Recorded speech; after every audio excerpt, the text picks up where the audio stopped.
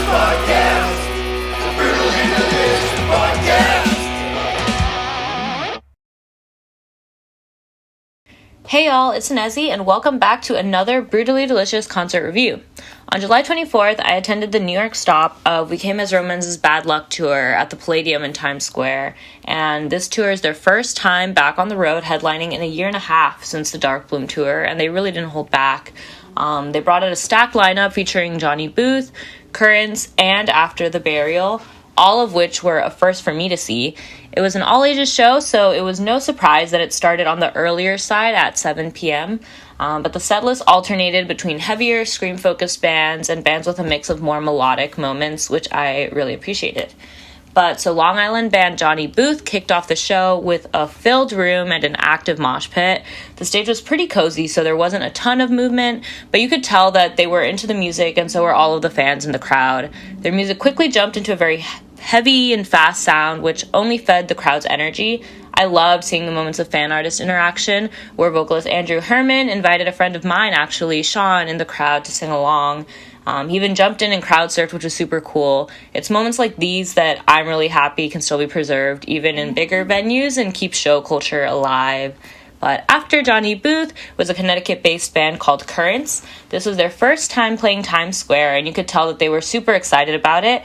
They brought in some more melodical sounds that, to me, were more similar to the headliners than Johnny Booth or After the Burial.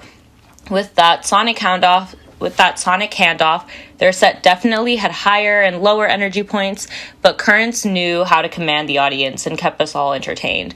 Some standout moments, memorable moments from this set were a really great guitar solo and breakdown during their song Monsters, and also bringing in some more rap-esque and poetic elements in their song Kill the Ache. The sound reminded me a lot of the band Issues, if y'all know them, and some of their rap breakdowns, which felt pretty unique amongst this lineup to me. And so the final opening act before the headliners were After the Burial, which is a band from Minneapolis, Minnesota. The sound was a lot more similar to Johnny Booth's, which meant they leaned a lot more into the screaming vocals. Frontman Anthony Notarmaso had mentioned that they hadn't toured in a year and a half because they've been working on a new record too. And as a result, we had the honor of hearing them play their new song, Hum from the Hollow, live for the first time. It was such a great song to hear live and had really great moshing energy. Their performance really extended past just the music because they really put a lot of thought into their lighting too, which I thought was super cool.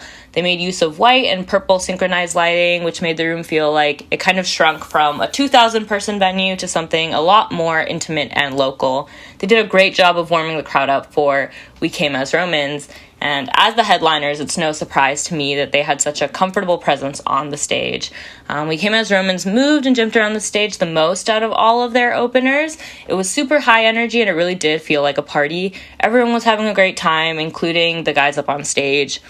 This show was special because they were filming content for the Red Smoke music video off of their new album, All Is Beautiful Because We're Doomed. That meant we got to hear that song, and everyone in the crowd really brought their energy and their A-game for the videographer. It was really crazy because some folks in the mosh pit even lifted up the videographer to film the crowd from a higher vantage point for this music video.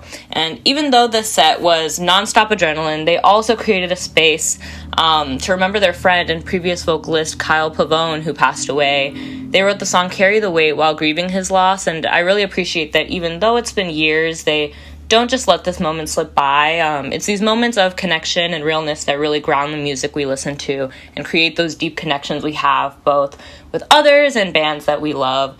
They have my respect for that because they keep that space open and real with their fans. But overall, this show was action-packed and created a lot of unforgettable memories for all of us in the crowd. I know that this lineup will keep dishing out more nights like this as they move past the Northeast into the South. The North American leg of the Bad Luck Tour will continue through most of August through the release of We Came as Romans' new album, and pick back up in late September in Europe while making some festival stops along the way.